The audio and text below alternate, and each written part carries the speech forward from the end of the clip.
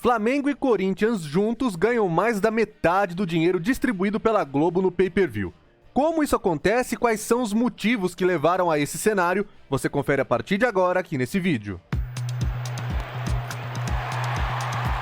Muito bem, pessoal, nos últimos dias, nas últimas semanas, há muitas discussões rolando nas redes sociais por causa da questão do dinheiro do pay-per-view no Campeonato Brasileiro. Essas discussões voltaram com intensidade após a publicação de uma série de reportagens minhas lá no All Sport, onde eu mostro, primeiro, quanto cada time está ganhando, em relação às projeções para 2022, como isso está rolando e também como vai ser até 2024. O fato principal que mais gera essas discussões é o fato de que Flamengo e Corinthians levam juntos mais da metade do dinheiro que a Globo paga no pay-per-view do Campeonato Brasileiro. O Flamengo tem hoje mais ou menos 160 a 164 milhões de reais em uma temporada, enquanto o Corinthians leva 110 milhões. Os demais times ganham menos do que isso na soma. Isso acontece porque Flamengo e Corinthians, assim como o Grêmio também, mas num valor muito menor e que a gente ainda não sabe exatamente qual é porque não apareceu nas planilhas às quais eu tive acesso, essas equipes possuem garantias mínimas de valores que não dependem da quantidade de vendas do Premier ano após ano. Em 2019, quando o contrato começou a valer, o Flamengo tinha ali uma garantia de 120 milhões de reais, enquanto o Corinthians tinha 80 milhões. Acontece que quando você tem em contrato uma garantia mínima com um valor nominal, essa garantia, esse valor, eles são corrigidos pela inflação ano a ano. E nos últimos 4 anos, a gente sabe, houve muita inflação no Brasil. Por isso, Flamengo pulou de 120 milhões para esses 160, mais ou menos, e o Corinthians de 80 para 110. Essa garantia mínima dada ao Flamengo e dada também ao Corinthians foi fundamental para que a Globo pudesse fechar contrato com eles em uma fase na qual a emissora estava sendo ameaçada pela concorrência do esporte interativo. Se o esporte interativo, que queria os direitos de transmissão de TV paga na época, tivesse levado, por exemplo, Corinthians e Flamengo, aí, naturalmente, os outros times acabariam seguindo esse fluxo também, porque foi a história do fim do Clube dos 13 lá em 2011, Quando o Corinthians foi fechar com a Globo de forma individual, muita gente foi atrás, e quando o Flamengo decidiu fazer a mesma coisa, aí não teve mais chance pra Record e nem pra Rede TV, que na época negociava com o Clube dos 13. O Palmeiras também fechou uma garantia mínima de contrato em 2019, valendo apenas por aquele ano, que era mais ou menos 80 milhões de reais também. Essa informação foi dada pelo Rodrigo Matos e pelo Danilo Lavieri lá no All Sport, de que essa garantia do Palmeiras valia apenas para o primeiro ano, mas o Palmeiras fechou o contrato já com o campeonato em andamento em 2019. Isso vai ser bem importante para as outras coisas que a gente vai falar daqui para frente no vídeo. O nosso segundo tópico é que existia sim uma garantia mínima para outros clubes, mas não uma garantia nominal como essa para o Flamengo e como essa que o Corinthians tem, que o Grêmio também tem e que o Palmeiras teve no primeiro ano. A garantia no caso dos outros era uma garantia coletiva, ou seja, a Globo se comprometia a pagar 650 milhões de reais aos clubes em 2019, um valor que para 2020 seria corrigido para 700 milhões de reais. E que se tivesse valendo até hoje, a inflação com certeza já teria feito chegar quase 900 milhões de reais. Só que havia duas questões importantes. A primeira é que essa garantia só valia se todos os 20 times da Série A assinassem com a Globo. O Atlético Paranaense, por exemplo, nunca assinou. Só que antes mesmo de concluir alguma negociação com o Atlético Paranaense, já tinha time pedindo para a Globo para antecipar as suas cotas, antecipar parte dos valores a receber dos anos seguintes. Segundo a apuração na época ainda do Rodrigo Matos no All Sport, a Globo topou fazer a assinatura desses empréstimos, ser ali a garantia, porque é ela que paga os clubes, então os bancos emprestam e depois a Globo garante, em troca do fim desse mínimo garantido no Premier. Ou seja, os 650 milhões de 2019 e os 700 milhões de 2020 foram para o espaço. A partir de então, cada clube que não fosse um desses que tem mínimos garantidos, como o Flamengo, o Corinthians e o Grêmio, receberiam apenas a sua participação percentual de vendas no bolo a ser distribuído.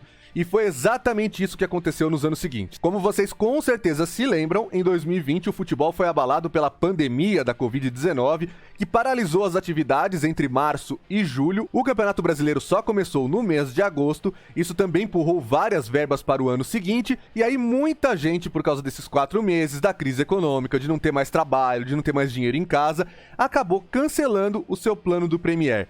Nesse período a gente sabe também que houve uma explosão da pirataria, que a própria TV paga vem perdendo assinantes desde antes, mas todo mês sai alguma notícia lá na coluna do Ricardo Feltrin no Splash do UOL, mostrando uma nova queda. A última notícia publicada em agosto era de 80 mil assinantes a menos no mês anterior na TV paga brasileira, ou seja, é uma crise que estoura com certeza no número de assinantes do pay-per-view. Porque você pode lembrar muito bem que hoje é possível assinar o Premiere pelo Globoplay, pelo Amazon Prime Video.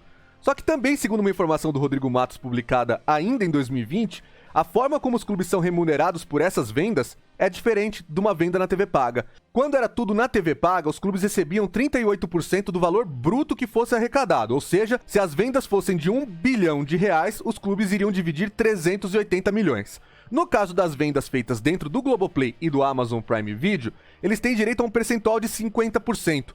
Mas sobre a renda líquida, ou seja, já descontados aí os custos com a operação e tudo mais que tiver para produzir o Premiere, para bancar servidor, porque tem que bancar servidor, né? Muita gente assistindo em streaming tem que oferecer uma qualidade boa. Então a gente não sabe ao certo se eles conseguem ganhar muito mais ou muito menos. O fato é que a queda de assinantes na TV paga derrubou e muito a arrecadação do Premiere nos últimos tempos. A projeção a qual eu tive acesso, que foi publicada por mim no All Sport no mês de agosto, mostra que para 2022 a previsão é de 400 milhões de reais para serem divididos entre os clubes.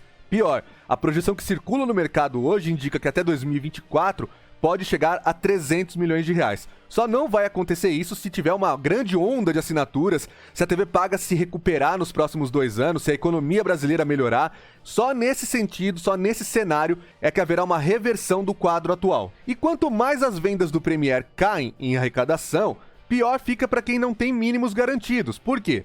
Por exemplo, o São Paulo Futebol Clube tem direito a 9% das vendas, afinal de contas, 9% dos assinantes do Premiere são torcedores do São Paulo.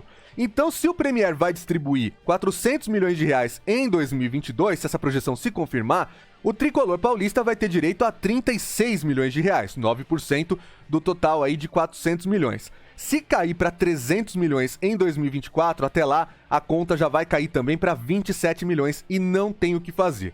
Enquanto isso, os times que têm mínimos garantidos, como o Flamengo, Corinthians e o Grêmio, aí a situação é diferente. O que acontece com eles? Eles têm correção pela inflação. Então os 164 milhões mais ou menos, 160 a 164 milhões que o Flamengo ganha hoje, vão ser corrigidos também pela inflação nos próximos 2 anos. E segundo as projeções atuais do Banco Central, tanto para o IPCA como para o IGPM, que são os 2 índices de inflação que são usados para fazer essa correção, o Flamengo provavelmente vai chegar ao fim desse contrato em 2024 já embolsando mais de 180 milhões de reais. Então você imagine, esse abismo que existe entre os clubes hoje vai continuar avançando. E aí a pergunta é, isso é justo? De quem é a culpa? Justo, evidentemente, não é. Por mais que os flamenguistas falem que é justo porque tem mais torcida, não é exatamente sobre torcida que a gente está falando. Porque o Flamengo tem ali mais ou menos 19% das vendas do Premiere e está recebendo bem mais que isso no bolo total que a Globo paga. Afinal de contas, ele tem um mínimo corrigido pela inflação, enquanto os outros times estão caindo cada vez mais porque a arrecadação também cai. Mas essa é uma outra história. Aqui está em jogo a questão de os dirigentes terem topado antecipar verbas para ter dinheiro na mão antes mesmo de começar esse contrato. Não sei se não imaginando que poderia cair a arrecadação com o Premiere. Será que eles não imaginaram que poderia ter um cenário de crise econômica, que poderia acontecer alguma coisa? Pandemia, evidentemente que não, ninguém seria capaz de prever uma pandemia, mas um cenário onde a TV paga caísse de assinantes cada vez mais, era sim muito previsível, estava rolando na década passada inteira. Mas tudo bem, o esporte interativo na época estava fazendo investimentos ainda, vamos levar para esse lado. Vamos dizer que dava para aceitar o fato de não terem previsto isso, ok, beleza. Mas a pirataria já era uma realidade, ela também está tirando assinantes. As pessoas aqui no canal, nos comentários, sempre perguntam muito sobre a pirataria tá tirando a audiência dos clubes, tá tirando a audiência do SBT, tá tirando a audiência disso, daquilo. Em audiência não se reflete, porque o Ibope não mede a audiência na casa de quem tem pirataria. Então não tem ninguém tomando ponto no Ibope, com certeza. Eles fazem ali uma amostragem da população. Provavelmente as pessoas que estão assistindo decoders piratas na pirataria representam também um grupo que paga oficialmente a assinatura e que vê os mesmos canais. Então não tem tanta diferença. Agora, em questão de arrecadação, sim, claro, a pirataria acaba tirando desse bolo total do Premiere. É um fato. Agora, o grande problema, pra gente não chamar de culpa, que é uma palavra muito forte, cada caso vai ter um caso, alguns clubes podem se sentir ofendidos, outros não. Vamos dizer então que a culpa central, que o motivo principal é o fato de nós termos ainda negociações individuais dos direitos de transmissão do Campeonato Brasileiro. Porque Flamengo e Corinthians, que detêm as maiores torcidas do país, conseguiram aquilo que era necessário para que eles continuassem na Globo e não migrassem para o esporte interativo. O Flamengo tem a garantia, por exemplo, de que ele é o teto do pay-per-view da Globo, ninguém nunca vai ganhar mais do que ele. E os outros times o que fizeram? Aceitaram isso, não fizeram negociação em bloco. Enquanto a gente não tiver uma venda coletiva por meio de uma liga de clubes, e a gente sabe que há conversas hoje para formar essa liga para 2025, nada disso vai mudar.